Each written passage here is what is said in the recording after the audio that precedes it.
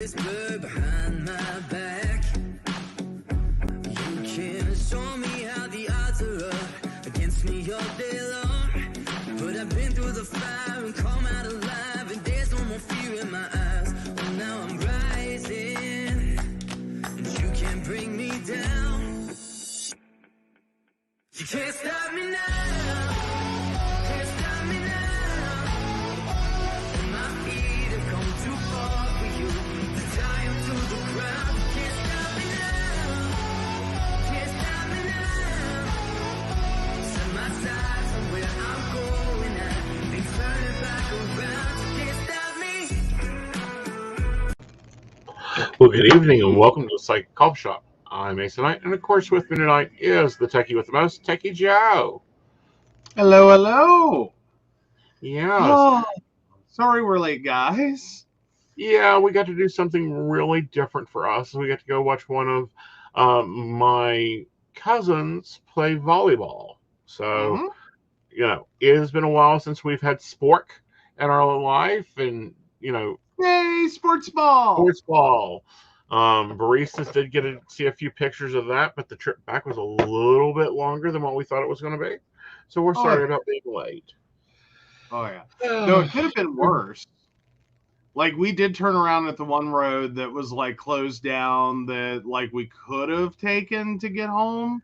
But, like, we would have had to have waited for a pilot car.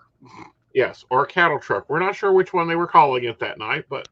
Hey, it was Fayetteville, It was. I don't know, it kind of really brought back to me some of the things that we thought was... Well, I thought, you will never sit on bleachers again in your life. Well, this is now twice in 1 month that I've sat on bleachers. Wait, when was the first time we sat on bleachers? Didn't we have to sit on bleachers or something at the Lewis Center when I got my booster?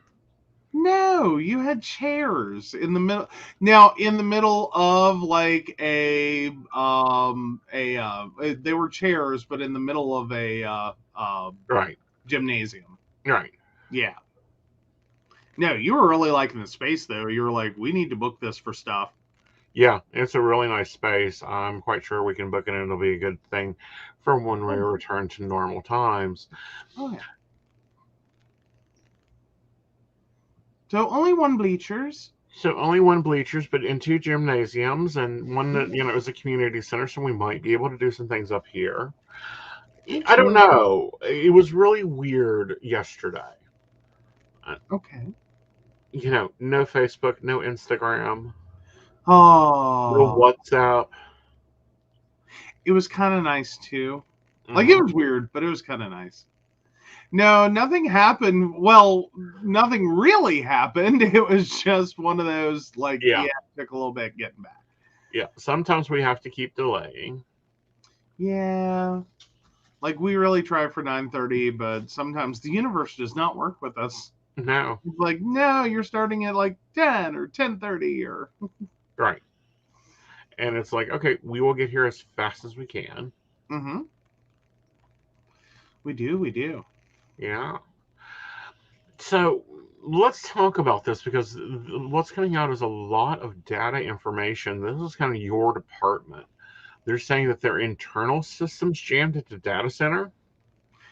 I like to have an outage that long. Mm-hmm. Yeah, something horrific happened. There's no way around that.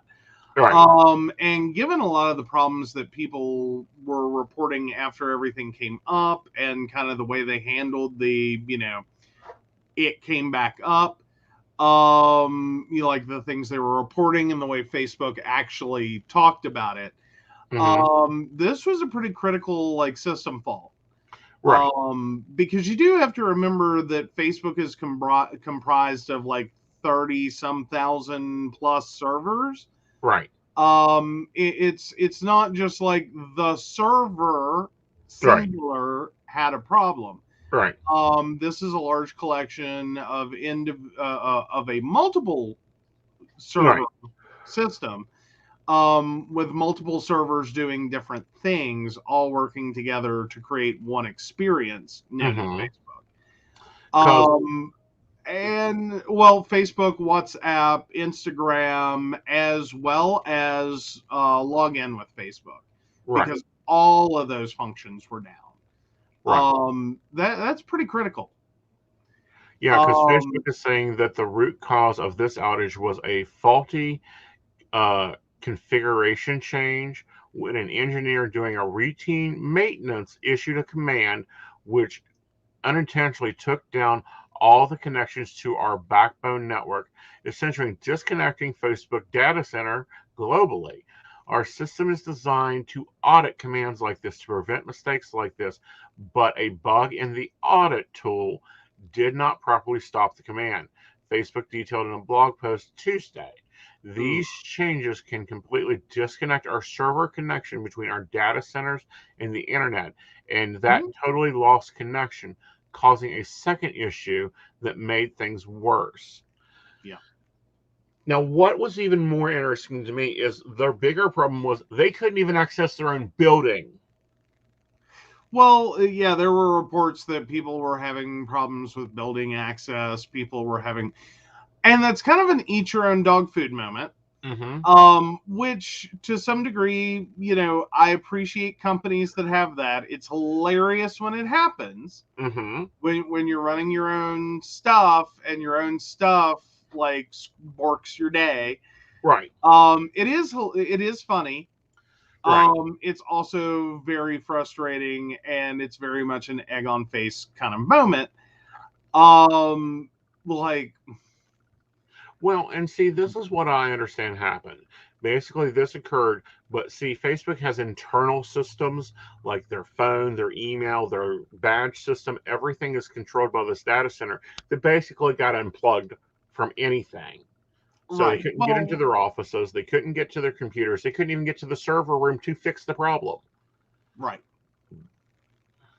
Well, yeah, and I'm sure this is a moment in like, hi, you need some redundant systems, that you have better direct access to, or you need a secondary means, that you test and keep, functional at all times. Right.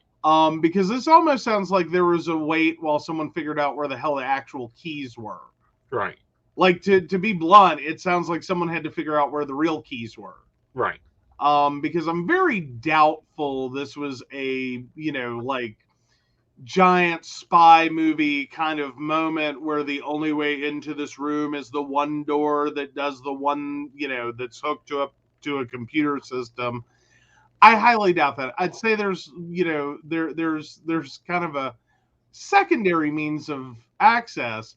Right. But what you run into in a lot of automated office places that have automatic doors that are keypad based or whatever, a lot of companies forget where the hell the keys are.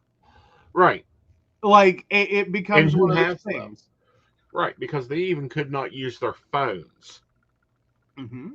The company issued cell phones for company communication.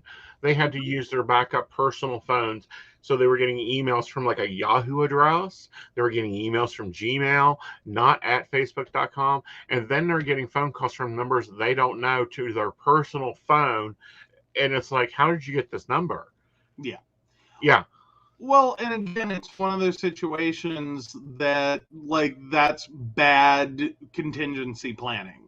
Right. Like, this is unfortunately like when we've talked in the past, and when you hear other, organizations talk about the words disaster planning. This is a disaster that any company can face. Right. How the hell do we operate this building? How the hell do we do our jobs when core critical things go down? Right. This could have just as much been a lightning strike or a helicopter crash or some, horrific situation that directly impacted that data center and took that data center offline. Right, but it also generally impacted a lot more than just that. It Mm-hmm. generally impacted other businesses that make Mm-hmm. their money on Facebook, on Instagram, you Oh, know.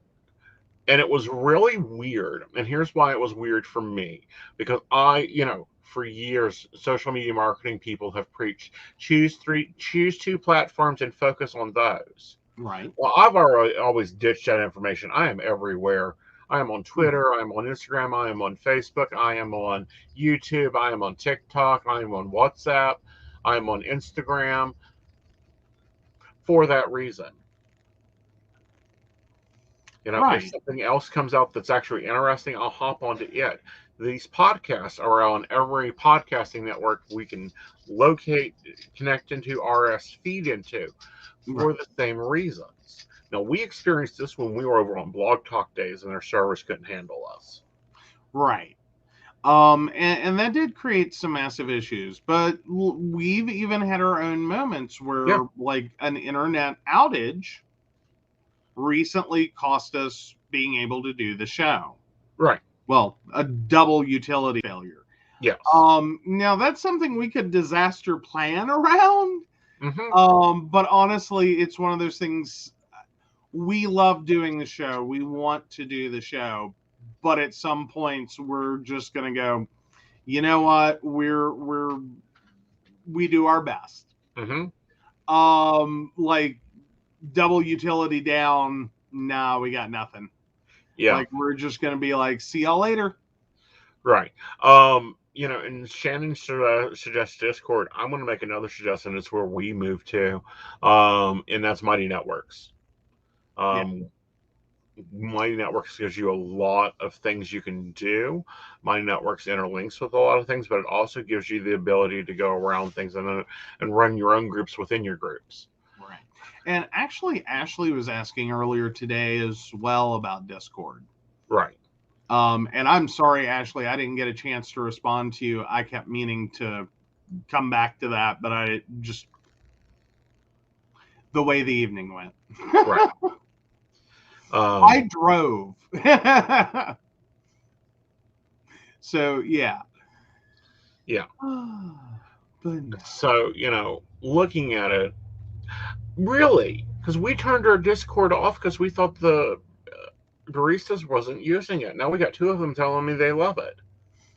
Well, or potentially three. Three. Yeah, today was just a day. Uh-huh. Yeah, I was a little more with that on, like, Friday, if y'all were here. Like, I had it Friday. Oh, hello, Louise. Hello, Louise. But yeah, no, it's just, but no, disaster planning is a really important thing. It is very much what happened here was a failure to, if they had an adequate plan for this event, it obviously did not execute properly, so they learned a lot. Mm-hmm. And that plan will be changing. And I I think will they may do what guarantee you we that. see happening with other places, that they have backups. Well, and realistically, backups are great.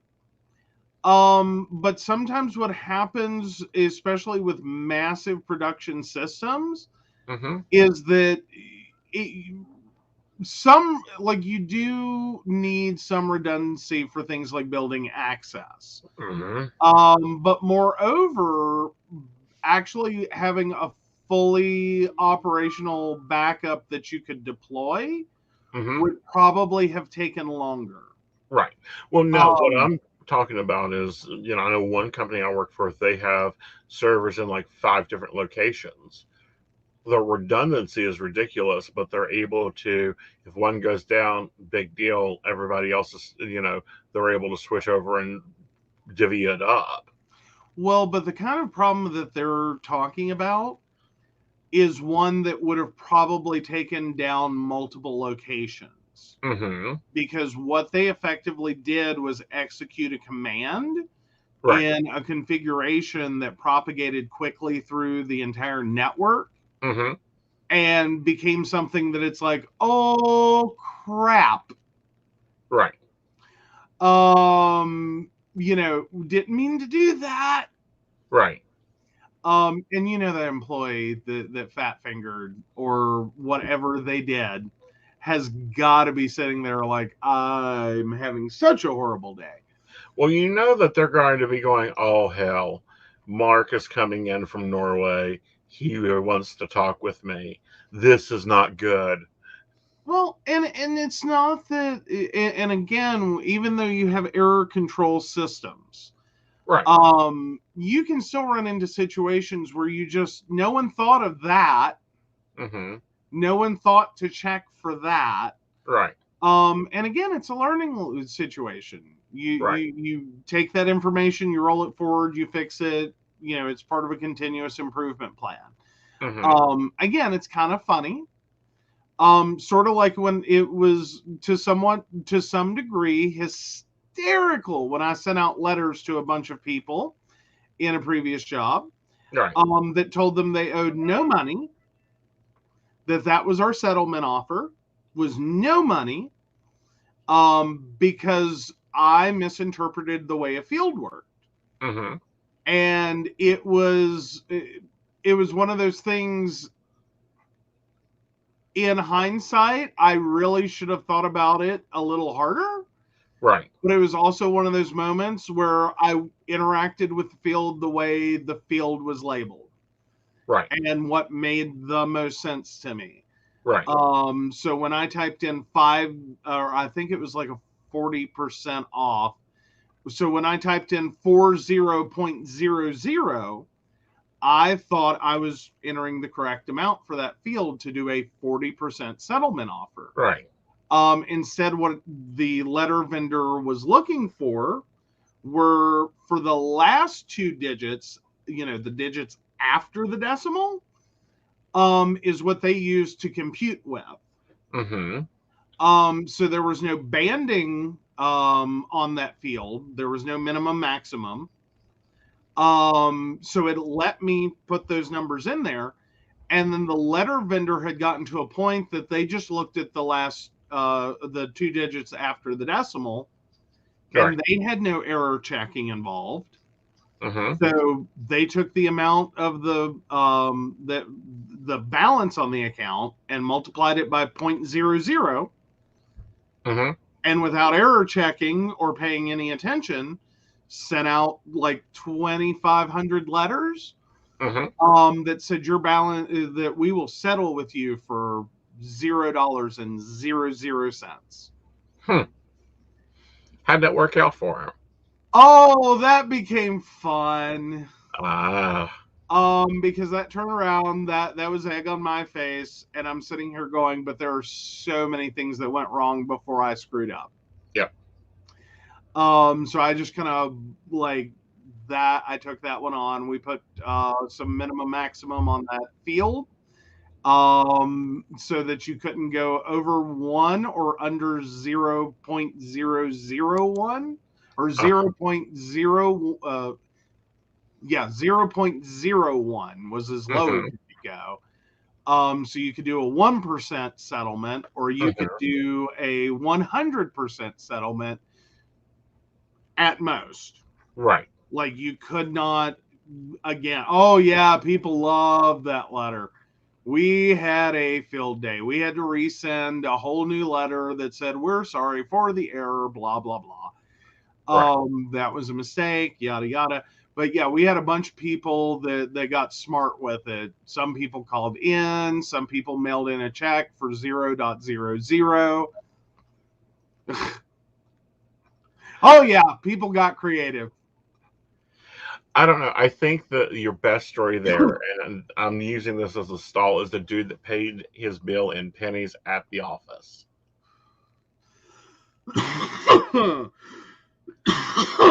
Yeah. Oh no, we got creative things over time. Yeah. Mm-hmm. Our least favorite were people who mailed in cash specifically. Mm-hmm. That was really annoying. And I'm not saying anyone should do this, but you really want to tick off someone in payroll, glue your dollar bills together.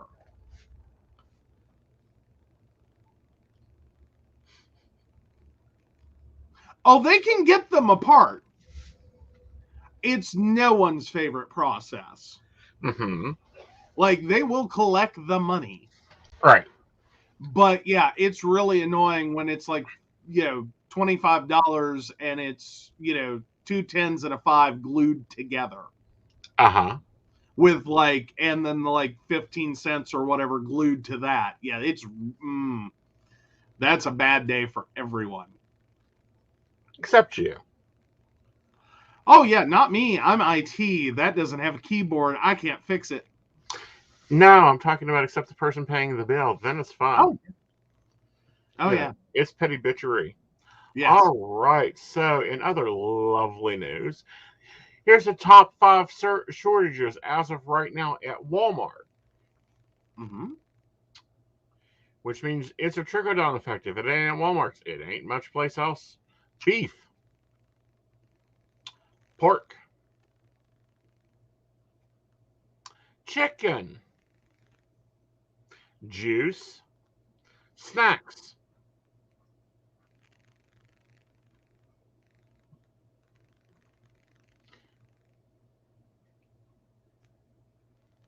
What's your thoughts there? Yeah, that sounds about right. Well, that's where we've been at for months. We switched over to seafood. Snacks is a new one. Juice is a weird one. Yeah. Juice is a weird one. Mm-hmm. I mean, but I did notice the last time we were in it, and I was basing it on it, or the last, time I went into a Walmart. I was basing it on it was Sunday and back to school and blah blah blah. I just figured it was like, okay, everyone shopped on Sunday for the school week, right? And they just got Plague of Locust out of all the K8 right? Like all the things you pack in a healthy lunch, right? Or unhealthy as it may be. But yeah, there's a weird. I mean, the meats make sense. I get that one. Meats are a multitude of, well, I mean, granted, everything anymore is a multitude of components being moved from place to place to place to place to place. Mm-hmm. Cattle, however, I can really certainly understand. Right. Or poultry, etc. Just because there's multiple stages, both in the sale of an animal for slaughter, the slaughter of an animal, the packaging of an animal, the distribution of an animal, on right. It's a little involved. I can understand that when we do have a trucking problem right now. Well, it's not even trucking. What it is processing. No. Well, we still have processing issues. That's very true. Yeah. But even on top of that, we still have trucking issues. Yep. And Gatorade would fall under juice, Sandy. Oh, does it? Yes, it's considered juice. I don't know how, because there isn't a bit of fruit in it, but it's juice. I always thought well, I still count it as a sports drink. Right. It's not juice. It's not soda. It's in between. It's a sports drink. Right. So that's where I'm at with that one.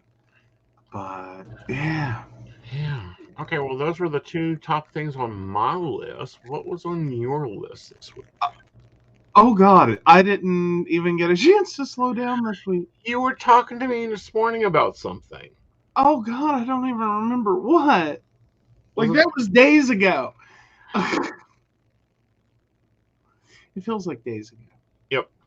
I believe that I'm going to go into this one. Kerry Clarkson was awarded the $10 million ranch in the divorce. For those who don't know, Kerry Clarkson has been currently going through a divorce. The divorce is a problem. And before this, she sold both her mansions. the 10 million one in Tennessee, the 10 million one in LA, and bought one in Montana for Okay. 10 mil to move everybody into. And now at least she gets to keep that one, although I don't feel like she'll keep it. I bet she puts it up for sale and goes and buys one in probably LA where she's at most of the time. Yeah. Yeah. That would make the most sense. Yeah. And what's weird is this Blackston, which is Reba McEntire's son, um, is, he's gone after everything. He's copying his daddy, is what he's doing. Um, Completely copying his daddy. Okay.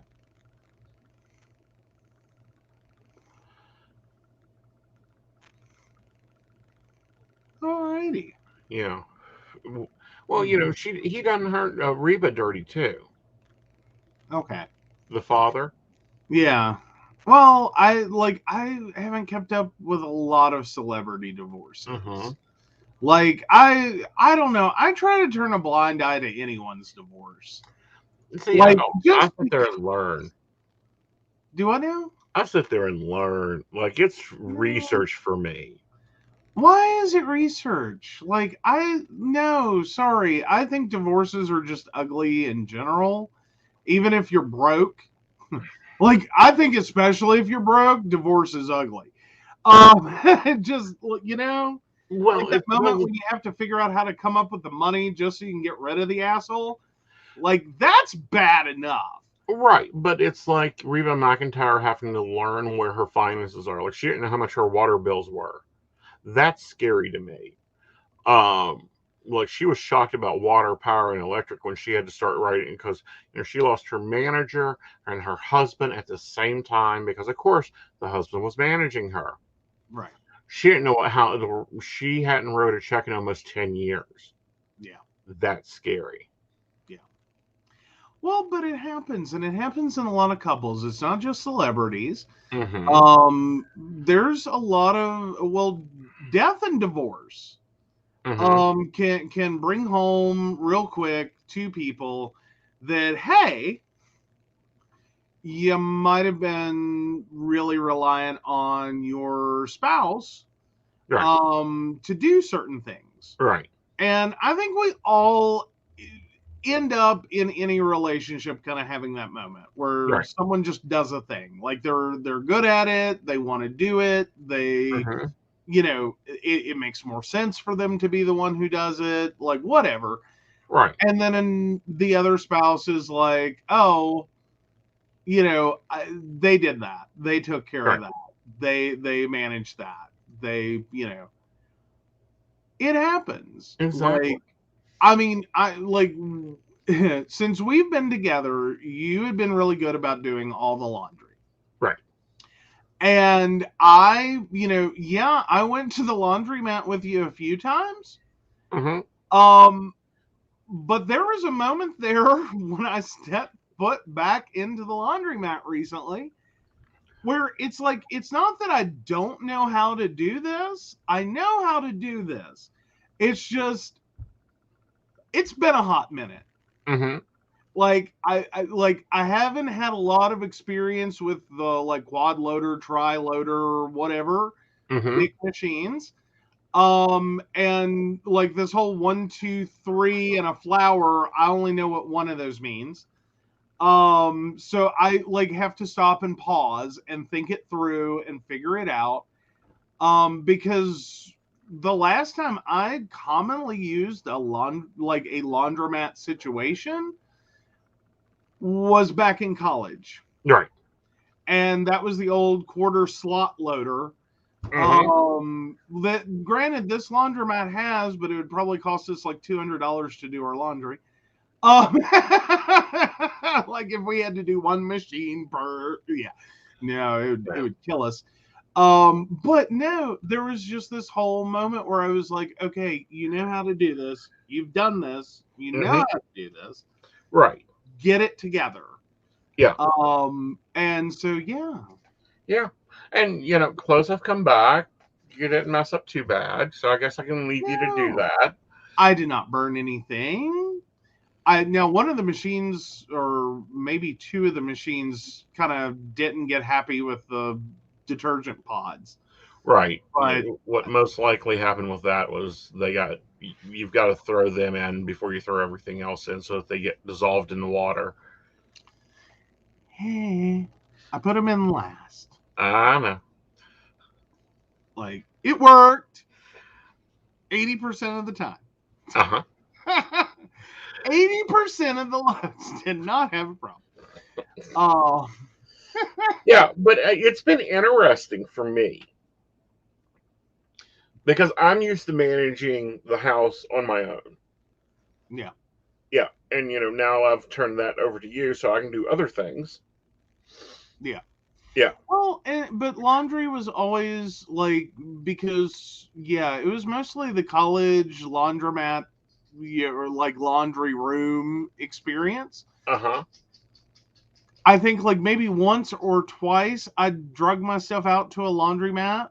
Mm-hmm. That wasn't that, or well, now my first apartment complex did have a stupid little laundry room, and frankly, I think I would have rather have just worn dirty clothes than use it. Mm-hmm. Like it was a scary laundry room. Yeah. Like it was one of those that like was an afterthought situation Mm-hmm. where like the ceilings are like 7 foot tall, Uh huh. and like none of the lights really work, and half the machines don't work, and no one ever fixes anything, and you just kind of wait to die.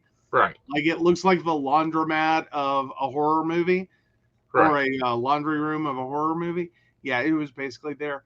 But no, the second apartment I actually rented a washer dryer, and had that in my apartment.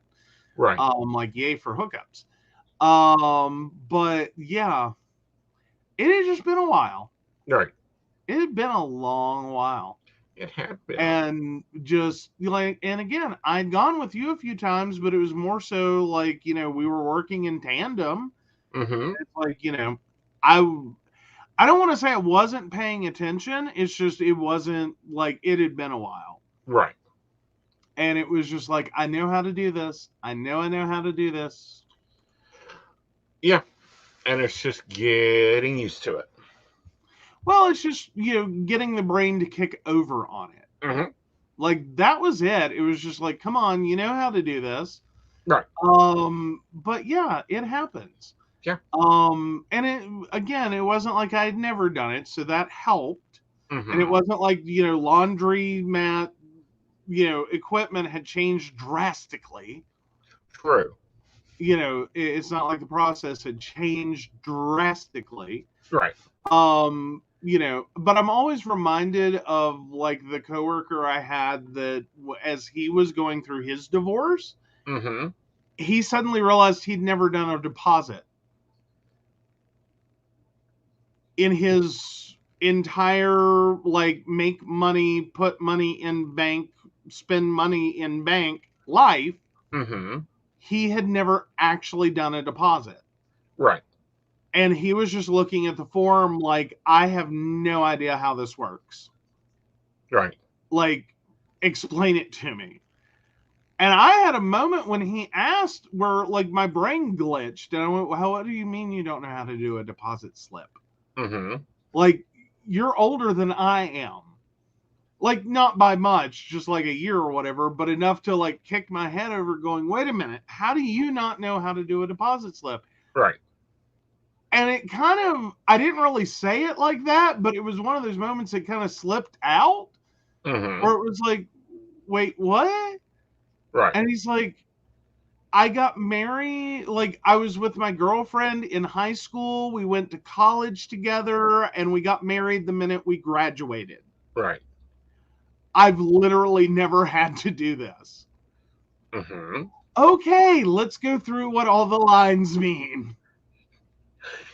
That one can be a little complicated. Now, what's this about Microsoft rolling out 11 already? And should our users be even looking at this? Yes, welcome to October 5th. Windows 11 just got released. As for should our users be looking at this? One, always give a new release from Microsoft or a new version at least a little time to get on the ground and running. That mass deployment is always a little. Right now, I'm not seeing anything that technically screams rush out and do this, or buy a new computer so that you can. A lot of people will possibly have, or will probably have, major issues trying to get there. Because Windows 11 brings out some new requirements that not a lot of computers are meeting. Right. Typically, what happens with a new version of Windows is it has a major overlap on older hardware. So that, like, if, what we would have been expecting is if Windows 8 would run on it, if Windows 10 will run on it, then Windows 11 should run on it mostly. Right. Like, there should be a very small group of computers that it's like, it's not really a good idea. Like, it'll do it, but you don't want to do it. Right. Is what we should have, or what most would have anticipated would have happened. The new requirements are such that a lot of people are going to struggle to get there. Trusted platform module is a interesting requirement in and of itself, and it's requiring, I believe, 1.2 at bare minimum, with a preference for trusted platform module 2. Then again, their requirements have been all over the place. Sometimes you have to double check me, because they've gone back and forth, right, as to what the hard requirements would be. But effectively, you would want to, if you're starting without trusted platform module, which for some motherboards, for some systems, is an add-on you can do. That's, not an expensive add-on. Right. But at the same time, it's one that a lot of people don't have. Right. The other problem that we're running into is Microsoft really limited the number of processors that it was compatible with. Right. And that's even a problem here with the, our systems. Yeah. That funny thing happened. And that's why I've been taking a second to answer Ashley. No, I haven't seen it yet, not officially. Not installed it and seen it yet. Have not gotten to play with it. Because I have a double requirement failure with trusted platform module. Because that's not even part of my $400 motherboard. Nor did my really expensive processor that goes into that $400 motherboard. That's not even supported. Right. So I'm looking at least, I believe, 700 to 800 to get my big system up to the point it can even think about it. Right. Hey, Joe's Mystics. Well, that just seems weird to say. Sorry, I run a company that has part of your screen name in it. It was very interesting, and my name's Joe. Well,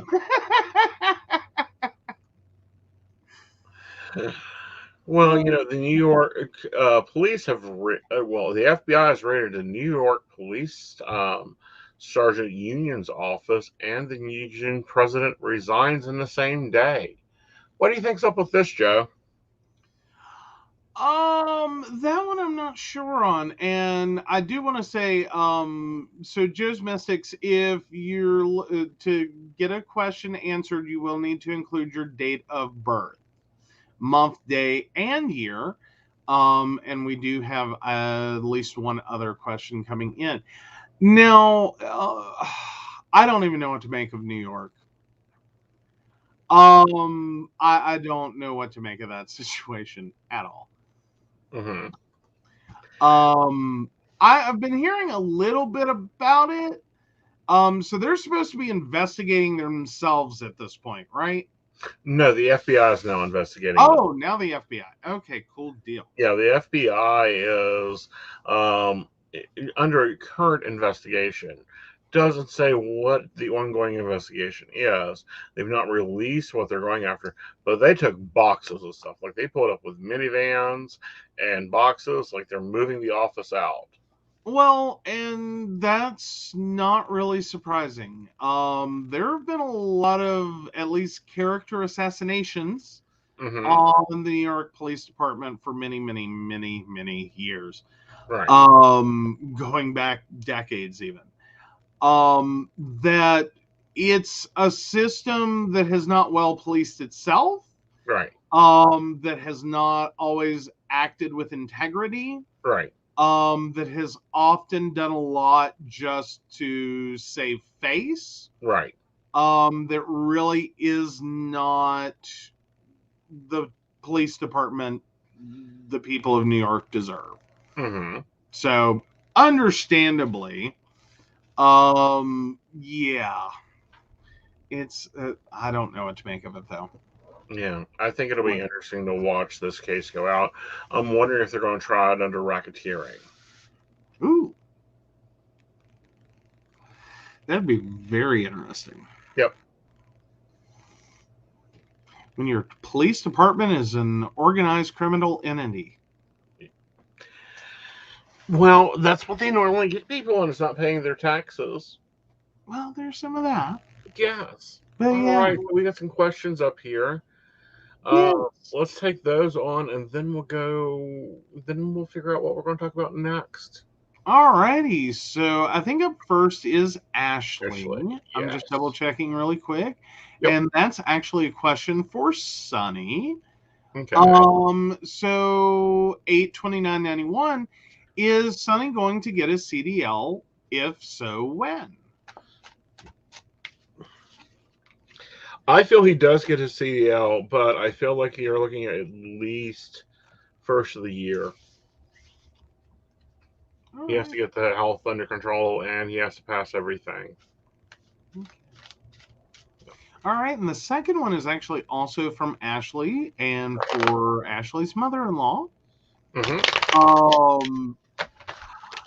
So 9/29/71 is AZ faithful, and will he be a good boyfriend for her?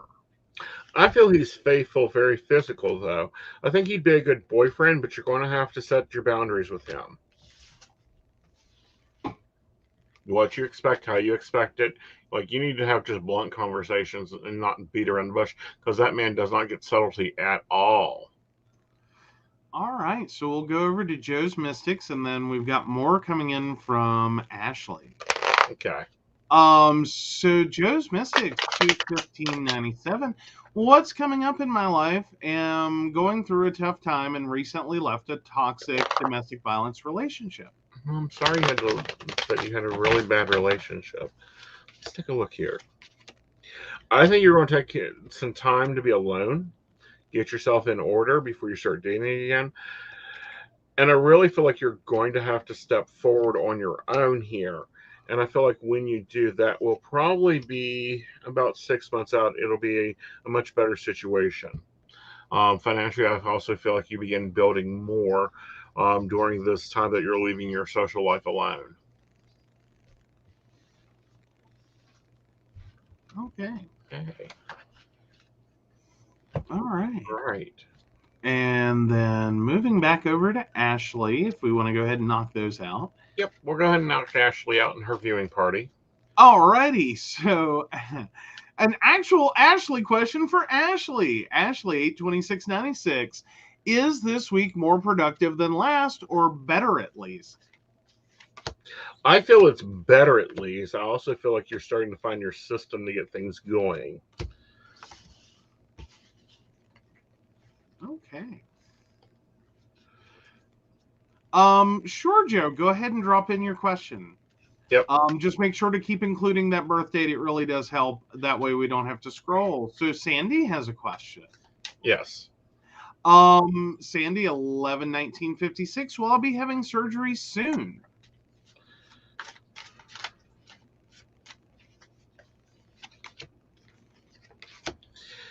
You know, Sandy, I feel like you do, but I'm looking at it being like first it's 2 months and then it's moved into 3, and I feel like that's just the range, probably 2 to 3 months before you'll be having it. Okay.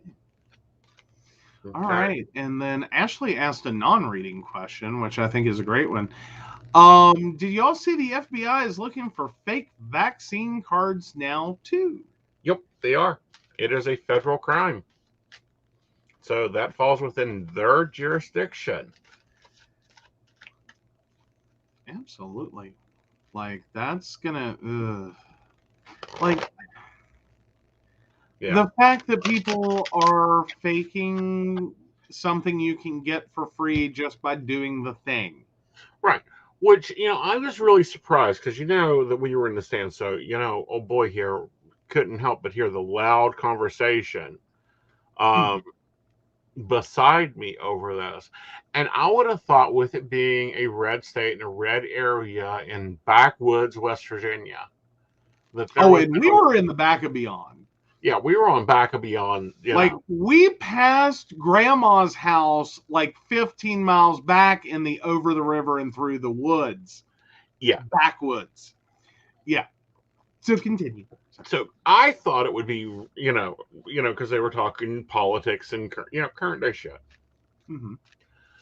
And one of the dudes pipes up and says, apparently one couple knew the other couple, and apparently the men knew each other and the women didn't. Okay. And the men were like, we were in the army. We got, shot for everything. I don't see what people are making a big deal out of this of. And the women pop up and goes, yeah, it's just another dang shot. And I was like, okay. Well, though, I think sometimes you also have to take into consideration the room. Yeah. We were at a volleyball game. True. Like, that's not high up there on the redneck sport. Depending, honey. I mean, that area. Well, yeah, true. But, Yeah. I'm just saying. Yeah, but it was really interesting hearing it from the other side of from the other perspective. And they're like, yeah, I just don't get it why people are making such a big deal out of this. Get the dang shot. And, I was like, okay. So I kept listening. And they were talking about like schools and how the sports have been shut down and they've got to get their scholarships done. And this is what, puts their kids in school. And, because they were defending our poor playing children. Well, they're kids. Yeah. Like these were kids. I know, but but it was almost like they were sitting there discussing business, and I'm like, how in the world does high school? Well, this isn't even high school. This is middle school. Yeah. Middle school sports be so serious. Well, just thinking it through. Yeah, it's not hard math to do. Right. Like, I still feel really bad for the kids who lost their senior year. Yeah. Like, I really seriously do. I think we all do. Hopefully most of them understand that, like, this is an unfortunate, like, thing that had to happen. There. For losing that year. Just because, and then the way it turned out even. Yeah. Like, and the way it's going right now. Yeah. Like, this would have been last year. Yeah. But not for the school shut down. Right. So, yeah. Yeah. I still hate it for those kids. I know it was a rough year, and I know it meant a lot of challenges to a lot of people. And especially our school kids. Right. And for those exact reasons, like, sports and scholarships really do help pay some of the bill. Yeah, a lot of the bills. But no, they were discussing, like, do you go with OSU or have you heard from this one? And I'm like, this is middle school. Why are you even looking at scholarships? And in middle school, I mean, do they have to plan that early? Like, I know that we have an auctioneer system for kindergarten. People move for kindergarten. But have we gotten that bad into school that kids have to figure out what they want to do in middle school and begin like applying for scholarships and shit back then? Or, well, not necessarily applying, but more so thinking on that level. Yeah. Like they started that before I graduated. Like, we got hit with 7th grade. You needed to be figuring out your career now. Right. And that's, yeah, it's the new normal. Like, you're planning your extracurricular activities. Like, if not necessarily looking like for scholarship and applying, you're at least looking at those schools and what kind of candidates are they taking. Right. And you're trying to gear this kid towards taking the right classes, making sure that they are in the right extracurriculars, that they're doing the right things to make them as appealing to that school as humanly possible. Right. Like, it's a little scary. It really is. That's insane. Like, we didn't think about college or what we were doing until at least freshman year of high school. Oh, no, it was 7th grade. Like, I didn't quite end up doing what I planned, but close. I didn't. Like, I should still be on the nurse's floor. Well, see, 2 things happened. One, I did correctly declare what I wanted to do. In terms of, I ended up technically saying computer science. And unfortunately for me, my older than dirt guidance counselor didn't know what that was. And she thought it was something there in line with, like, garbage collector or, sanitation engineer or, car mechanic. Right. So she apparently, by the time I got to high school, what she effectively did when I got to that point was she divided her students that were assigned to her into 2 groups. Those going to college and those who were not. Right. And the ones that were going to college, she actually worked with and gave a crap about. The rest of us were pretty much left to fend for ourselves because she thought it didn't really matter anyway. Right. You're going to go be a juvenile delinquent or whatever. Not worth her time and effort. She's old and tired and didn't want to deal with this crap anymore. Right. Just, I mean, really sad, really ugly, but I would really hope I would never get to that point in, like, that career. But I could understand how someone might. Right.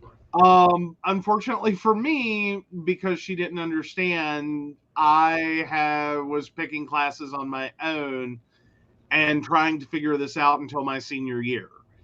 Which was after she retired, and I got a new guidance counselor who went, "What the hell?" And just like put me in and went, "Okay, what damage control can we do here?" Wow.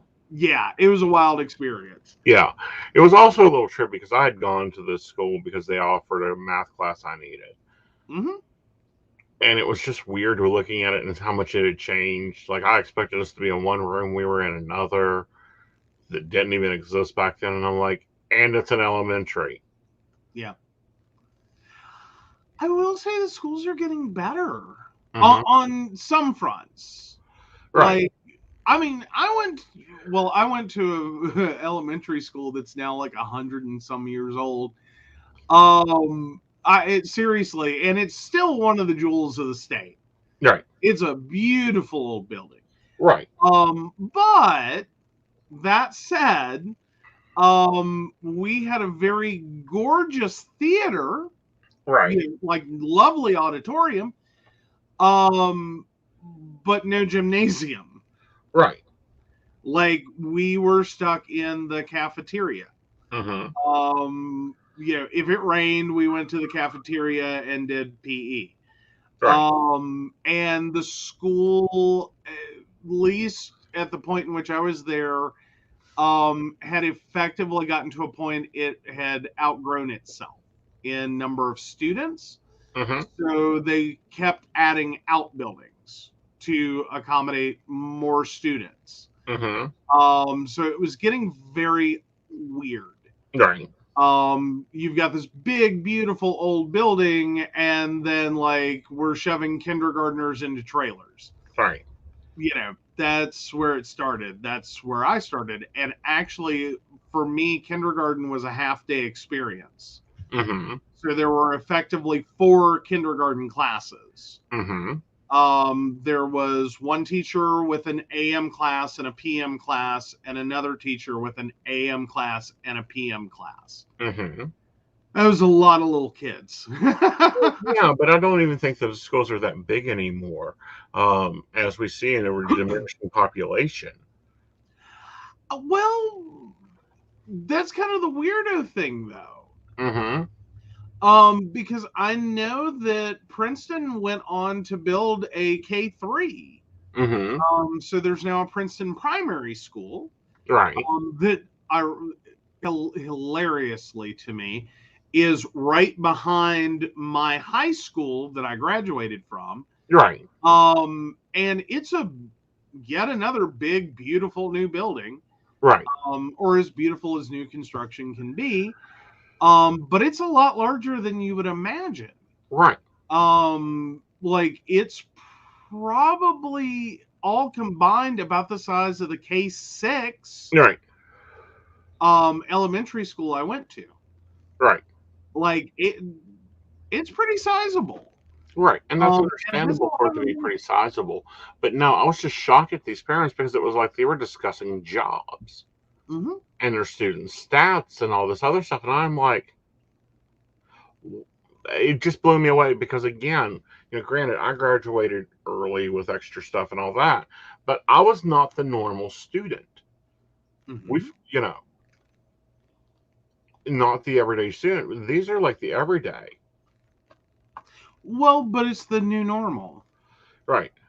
Like, it really is. It's the new normal. Yeah. Like, and a lot of your athletic students are now doing like, the age of the dumb jock is kind of going the way of the dodo and the dinosaur.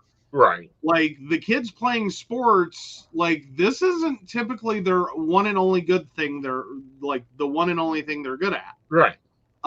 Many schools have a lot of high requirements for academic performance to be able to play sports now. On top of a lot of the kids in sports are doing it geared towards scholarship. Yeah. Like, mom and dad have kind of pretty much said, I can't even begin to afford to pay for you to go to college. Right. Like, have you seen what the projections are? Right. So we've got to work towards things that get you money. Right. I just find it sad. I'm glad that mine is doing sports and, some shows may be delayed because I'm going to games. I'll send pictures to our break room, but absolutely, it's just like, really? Don't get so serious. Enjoy this time. Well, to some degree, yeah. To some degree, no. It's the new normal. I hate to keep saying the new normal, but it's the new normal. I know. Like, and especially in a digital age. Right. Like, these kids are under a lot of pressure. I'm not saying it's a good thing. Right. Like, don't get me wrong and sit here and think I'm saying that all of this is good and these kids need to be like serious professional students at like 12. Right. Like, no, I think at 12 you should still be screwing up life a lot. Right. Because that's a learning thing. Right. Like, stop demanding perfection would be my ideal. Right. Like, let's let these kids screw up and learn some shit.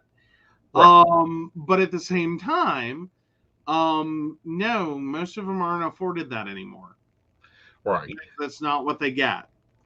Very much so. Okay, so we have a question. I just have to track it back down. Yeah, that was a follow-up from Joe's Mystics. Yes. So Joe's Mystics 21597. Will Chance get karma or receive the same energy back for what he did to me and the trauma he caused? So I'm assuming Chance is a person. Mm-hmm. I'm going to say this. He will get karma upon karma. He asked for it. He done the action. Karma will be delivered in his own time. And I feel like with that own time thing, it gets a little because sometimes karma takes forever to hit people, and when it does, it may not matter to you, but it matters and hurts them. Yeah. And a quick add-on from Joe's Mystics to what we were just talking about. Yes, you do have to plan this early. And literally before I started high schools, they already had decided which type of classes I was going to take in high school. And they started my college classes 9th grade. Mm-hmm. Yeah. Yeah. That's kind of where we've been headed. Yeah. So yeah, Ashley's mother-in-law has a couple more questions. Okay, let's go for it. All right, 92971. Is Ralph really wealthy enough to provide for us as a couple and maintain a luxurious lifestyle? And is he actually wealthy? All right. I'll be really blunt with it. Simple answer is no and bullshit. Ooh. Ooh. Like, I think he's feeding you a pipe dream and a half, honey. Ouch. Yep.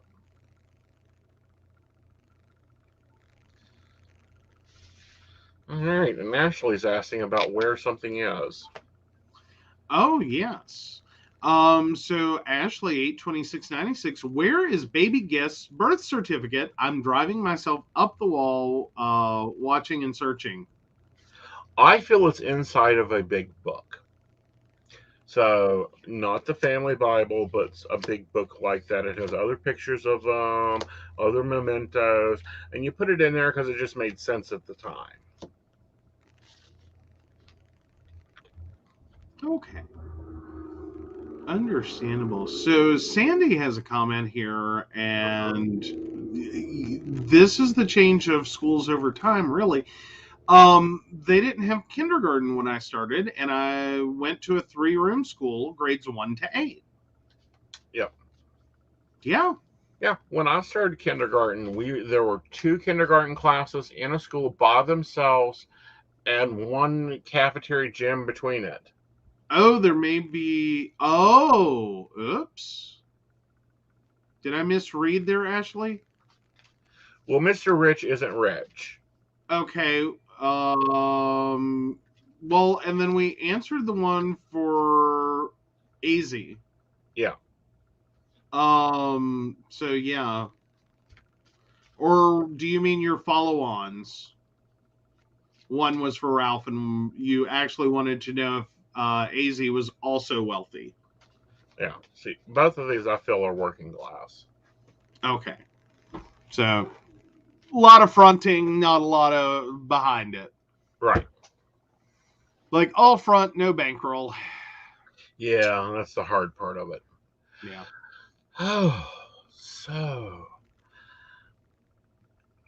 Frumpy Dump is no longer listed on Forbes, y'all. What is it? Frumpy Dump is no longer among the 400 richest people in America.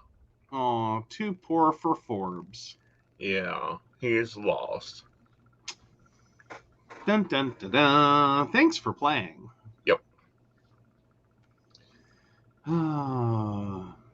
Sad. Yes. Yes, Ashley, the Orange Man. Yep. So I'm sure he is highly throwing a temper tantrum. I'm quite sure that, his mistress turned wife is having to, cuddle him and give him a bottle. According to Forbes, his net worth is no longer in that top 400 people in the United States. Well, it is an eternally changing list. Some people are high enough up that they really don't slide far. Right. But then there are people like him that honestly I think probably should have never been on the list to start with, that a lot of it was probably overinflated.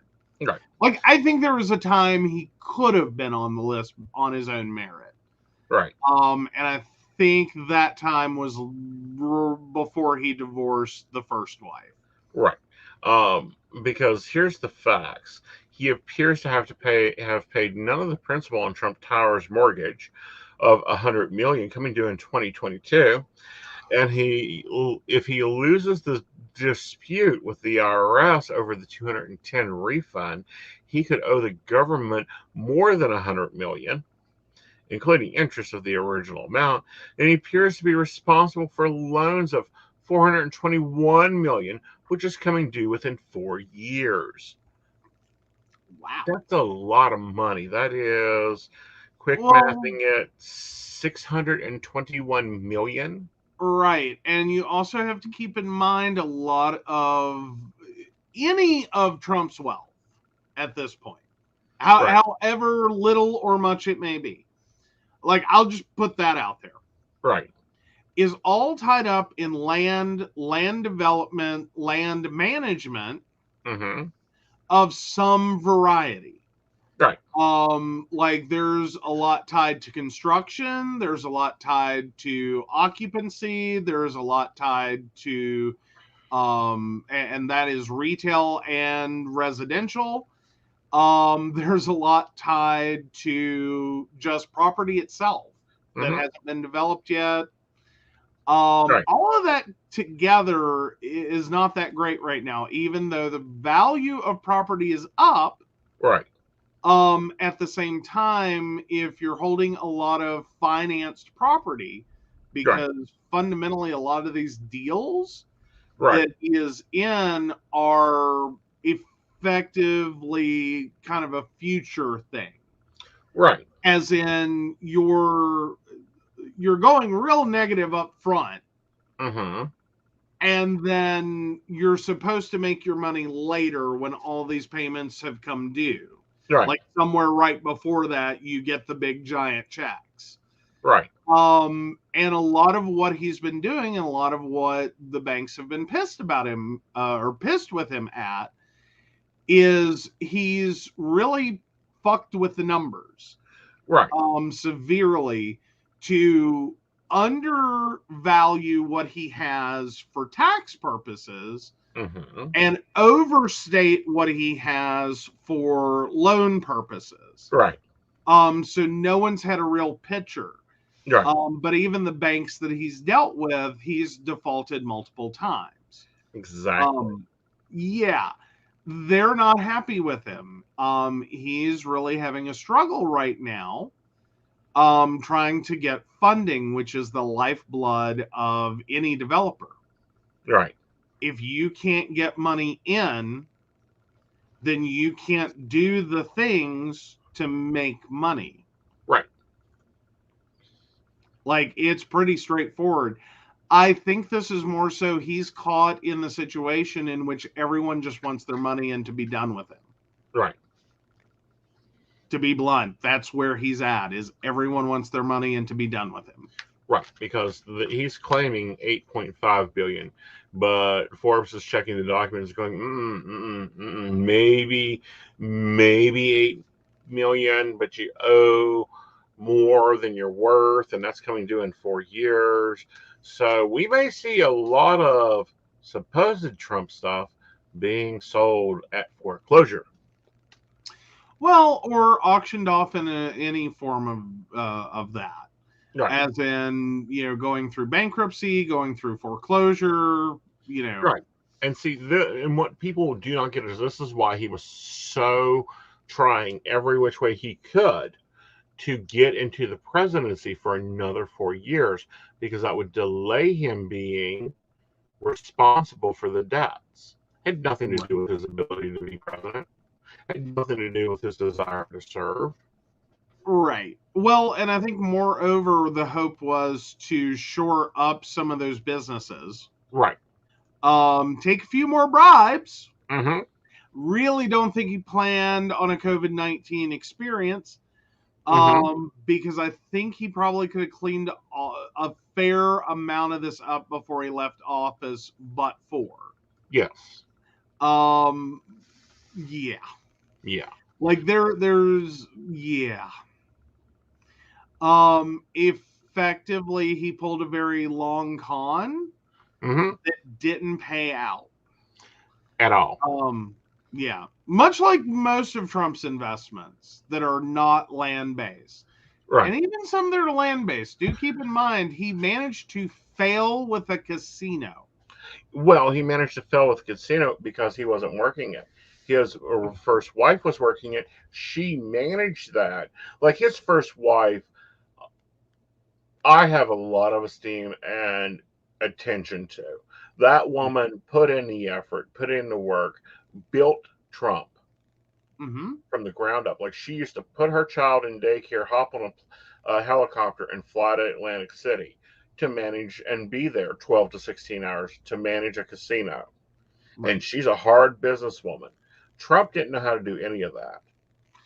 Well, for the most part, Trump is basically everything he was raised to be. Right. He was raised to inherit money and let someone else play with it. Right. And live off the dividend. Right. Where he fundamentally screwed up is he thought he had a business acumen. Right. Because in an era in which, fundamentally you got to look at most of their of that first marriage. Ivanka. Yeah, it occurred in a time in which no one thought they were listening to her. Right. They more so thought they were listening to him. Right. Because I'm sure she was smart enough in that time period to prompt him. Go talk to this person. Go tell them this. Go do this. Right. And he did it. And that got him a reputation that once they divorced, he couldn't uphold. Right. Suddenly, he became really bad at business. Right. What I find interesting is she is supposedly richer than Melania. She is at $100 million net worth. Again. And owns like parts of newspapers, fashion design. Like she has got her hands in so many pies, it ain't funny.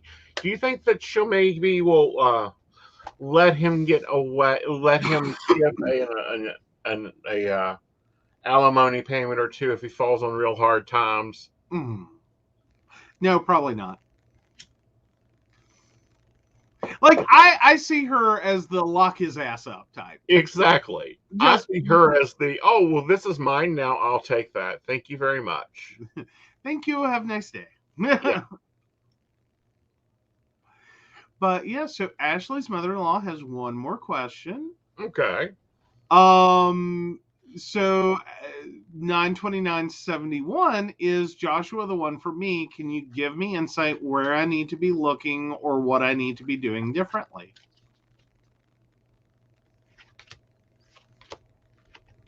He follows a very traditional stance on things. That can be problematic. He also can be very boring and nitpicky at times, normally when he's not 8. Do I think he's the one for you? I think he's the best, the one I've looked at. Although overall, I really wish you would stop shopping in the clearance section for men, honey. Like, there is a reason these guys have been rejected so many times. I feel like you are probably finding a relationship, but I'm still looking at 3 months, and I don't think it's any of these. If you want the high quality one, I don't think this is any of these. Like, so basically what I hear is if you want to go date around, date around. Right. Like, go for dinner, enjoy the time and the company, but don't be like writing out the wedding announcement. Like it's you're still kissing frogs, honey. Well, again, but he's the best frog out of them. That's hard to say. That's wonderful. The frog with the least warts. That just sounds, but true. Right. Oh, understandable. But no, she apparently bought the Independent, and I didn't know that. Yeah. No, Melania's been good with her investments. She's been very shrewd and very careful. Trump's a playboy. Yeah. Like, he grew up in an era in which he aspired to a playboy lifestyle. He fundamentally lived it in the 70s and the 80s, and probably still now. Though that's gotten diminished and isn't quite as, as it used to be. Right. But he's also a product of, what's second generation money. Like, he is his thing. Right. And then you can see it in his kids. Yeah. Like, at least the boys. Oh, yeah. Like, they are definitely third generation money. They are here to fuck it up. Run it into the ground and burn it down behind them. Right. I think that, his daughter's probably done the best. Yeah. At least she had the intelligence to marry money. Well, So actually, his first daughter is the one I think will do the best out of all of them. And that's because she's been raised by her mother. She has not been involved with him at all. Like, he divorced mother and divorced the situation. And I think she's probably got the most level head on her. Yeah. But no, Ivanka, not, yeah. Well, I think she's still going to come out okay. No, that's not his oldest daughter. No, not the oldest daughter. I'm still saying the younger one. Yeah. Ivanka. Ivana Trump, first wife. Ivanka, daughter. Right. I think I've got that in the right order. I always get confused. I'll screw it up over and over. Honestly, it's just confusing. Right. But for Ivanka, I think she at least had the intelligence to marry enough money to keep her comfortable. Right. Like, she wasn't stupid. Right. Like, she didn't marry for love, God knows. She didn't marry for looks, again. That's kind of self-evident. But she married enough stable, comfortable money. Right. That if all else blew up, she wasn't going to go to her grave poor. Right. That, they would make do with, like, a new Mercedes every couple of years. Right. And only one housekeeper. Oh, darn. Still, if that's your safety net, that's your safety net. Right. Like, I'm just saying, she wasn't, like, taking on that, like, let's take the money and burn it down. And party our way out of it. She's made some decent decisions for her own life. Right. And that's about all that can be said there. Right.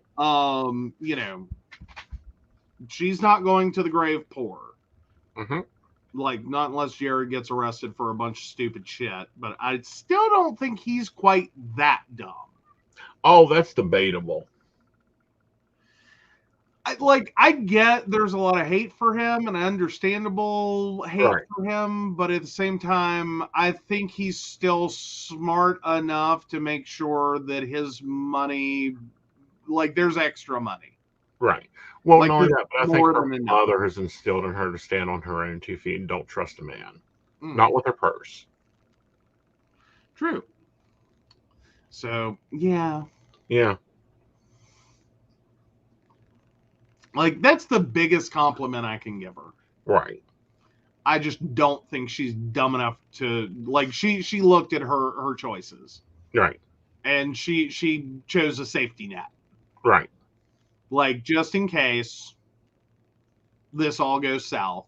Like, I think even she could read the writing on the wall. Right. That Daddy's a little cuckoo for Cocoa Puffs and this may all blow up. Long before. Like, the rest of us were looking at, the shit show in charge. Right. and going, whoa, Yeah. this is frightening.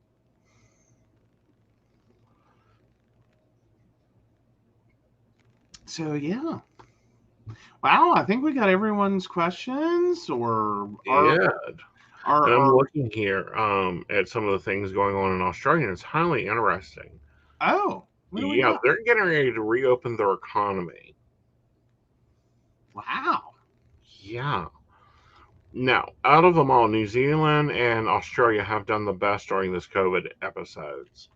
Um, they may even allow foreign tourists to enter the country in 2022 at the earliest, even though its priority travels by its own included citizens and permanent residents, skilled migrants, and students who are vaccinated when would then be allowed in, according to Channel 7's reconfirming the plan announced in recent days. We want to get international visitors as well. I believe next year, Mr. Mosey said. The priority is Australians first. Mm-hmm. Hmm. Okay. It's kind of sad Hmm. by the same stroke. Like, Right, so many other countries right, have had this go so much better. Or at least if it's not going well, at least everyone seemed like they were more on the same page. right. But You know what I looking mean? at like New Zealand and Australia, they're rocking like 80% vaccination rate. Mm-hmm. Well, I'm more so at like some of the other countries that are having issues. It's more so they had massive problems getting enough vaccine. Right, Like, that's more where their problem hit. right. It wasn't that no one wanted it. Like the US, good God, Hmm. you can get a vaccine everywhere, Right. Well, that's because we're making them. you know. Well, but at the same time, like, it's just too easy. Right, And like, it's not a fight for it. It like you can just walk in and get it. Your right, health department, like, fuck it, all right, over the place. Versus other countries, it's like, hi, we're waiting for shipments. Can you hurry the fuck up? Like, we're a little screwed over here. Can you please get those to us faster? Like, we are giving them out as quick as we can. Like, we keep running out. right. Because I believe that was mostly the India problem, wasn't it? They couldn't get it. Yeah. So they've also made a weird discovery. Oh, The world's deadliest birds was raised by humans 1,800 years ago in Australia. that's not surprising. Um, Have you seen Australian wildlife? That shit is crazy. right. Apparently they're finding eggshells in coops and stuff. Oh, wow. Yeah, saying that the first people arriving in New Guinea, at least 42,000 years ago, those settlers found the rainforest stocked by large individual razor-footed crosswings and eventually worked out how to put them to use. During the excavation, the rock shelter sites in the islands of the Eastern Highlands, the anarchists found that they were actually raising them. Oh, wow.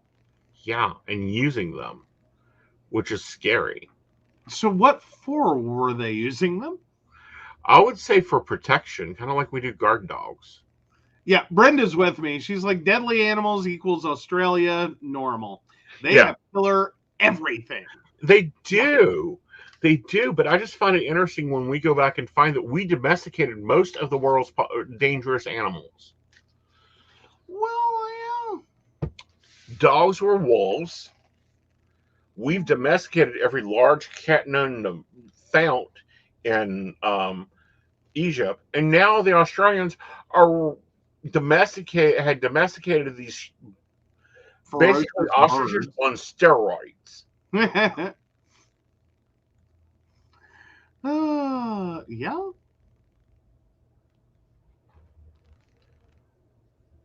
I mean, considering everything else in the Australian landscape that breathes, pretty much will kill you. I guess it was kind of a moment of like, yeah, fuck it. Yeah, but apparently they were also harvesting for eggs. Like, I don't know. If the chicken could kill me, do I really want to eat its egg? Well, I mean, a lot of things can kill you that we end up eating. Well, Like, you know, and normally there's a certain pride to it. Like when you eat alligator, you have to acknowledge the moment. alligator is gummy and chewy and tastes like shoe leather. I know, but when you realize that one of those could kill you real easily. Like, I am not fighting an alligator for dinner. Like, nope.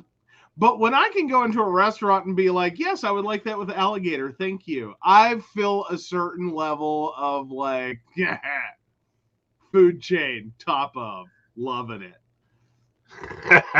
Yes, I said eat the eggs so that there won't be more of them. No, apparently this was a large scale operation on this island that raised them for like chickens, but also used them as guard animals. Of course, we have a friend that says that ducks and geese are the most evilest animals of the world. Mm-hmm. Yeah, I believe the description is a switchblade knife with feathers. Yes. Yeah. Yeah. I not wrong. Not wrong, but kind of Like, scary. yeah, a little bit. You know, granted, I do love Shannon's comment, though. Imagine being the first guy to be like, but bird pushed that out of them. I'm going to eat it. right. Again. You know, someone had to be first. Right.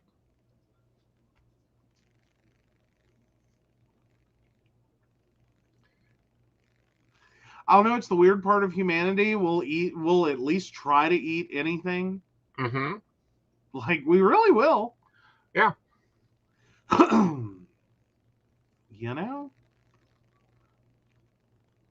Like, I'm still weirded out by chocolate covered roaches. That was the one that got me. I was like, No. No. Like chocolate covered crickets, no. No. Insects in general, no. Not happening.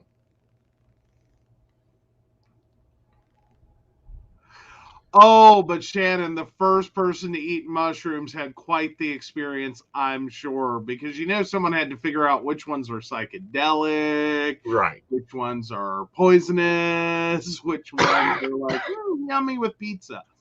Yeah. Well, you know, there's ways to tell what's poisonous and what's not. Now. Yes. Now, but you know, at some point, someone had to, like, all of this, all herbs, all plants, someone had to be the first one to be like, well, let's see what happens. And like, there was a Bear Grylls in like 100 AD who had to figure this shit out. Who's like, fuck it, let's do it. Right. Yep. They are very good. Just don't put them in a blender. Chocolate hummus? Yeah. Ew. That's what I'm saying. But chocolate covered chickpeas. Ew. I don't think I'm ready for that. You pay attention to what the animals won't eat, and then you don't eat it because it'll kill you. Unless you want to kill the animals, then you mash it up and shoot it with them. Well, there's that. And then scar out the meat so you don't poison yourself. Fair enough. Yep. Well, guys, it's been a great evening. I hope you've enjoyed. We've enjoyed. We'll be back Friday with a lot of GPLT news because there's a lot going on. Yes. Be sure to like, share, subscribe, share us with your friends, pass us around. Brenda, seriously, brownie hummus at Walmart here. Ooh, I'm not. Like, I need a better explanation than brownie hummus. Like, we're talking like it's chickpea and brownie, or we're talking like It's brownie hummus, and it's just something else entirely, but it looks like hummus. Like, I'm confused now. Well, but she's got that good Walmart. Well, she's got the good Walmart. But That's got like the sushi. Well, yeah. Well, I wanted to try. I'm just, oh. Those are words I don't think go together. Like, I got to look at this now. Yeah. Like, there's a brownie hummus. Okay. I'm seeing it. I'm seeing it.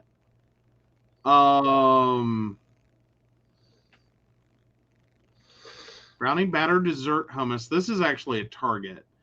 I'm just curious. Wow. Brownie batter hummus makes for a delectable treat. Made with chickpeas, vanilla extract, cocoa powder, and brown sugar for a sweet taste. Perfect for serving with pretzels, apples, strawberries, bananas, and more. Mm-hmm. All I gotta say is the lesbians gotta calm the fuck down. Like, you're mixing chocolate and chickpeas. Y'all gotta calm down. Now all they need is salted pretzels to dip it in. Well, true. It would be the perfect PMS snack. Yep. Oh, Sandy says, neat video of Q&A with your kitty laying behind your head. Ah. Order video. Ah. Chocolate hummus is kind of thick. Yeah, I would say it would be. Mm-hmm. Like, that's, I mean, hummus is kind of, like, thick. I'm just saying. Alrighty. So we have some baristas to thank, and we do love our baristas, and we do want to tell them thank you very much for supporting us and the show. And specifically, we would like to thank Beverly Walker, Mika G, Kathy, Mary Winfield, Brenda Bryant, Ashley Gist, Shannon C, Shannon D, the ever wonderful Lady Gwendolyn, and Charles Shaw. If you'd like to learn more about us, the show, or how you too can become a Patreon sponsor and receive all the lovely barista benefits, please visit us at PCSPnetwork.com. Yes. And also, have a great week. Mm-hmm. Take the time for you. This is going to be a really interesting week. Remember, we have 6 planets in retrograde currently. Hold on to it. Yeah.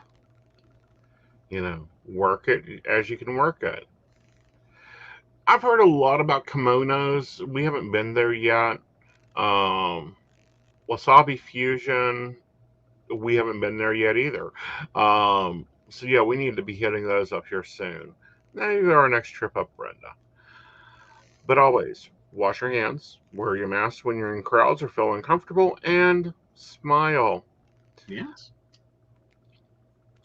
And get yourself through things. All right, y'all, you have a wonderful night, and we'll see you on Friday. Bye, y'all.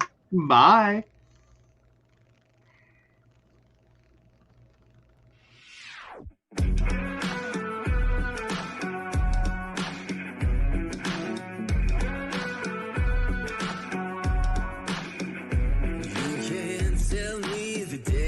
Stacked.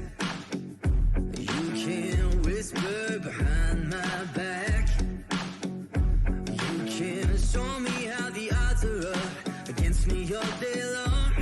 But I've been through the fire and come out alive, and there's no more fear in my eyes. Oh, now I'm rising, and you can't bring me down. You can't stop.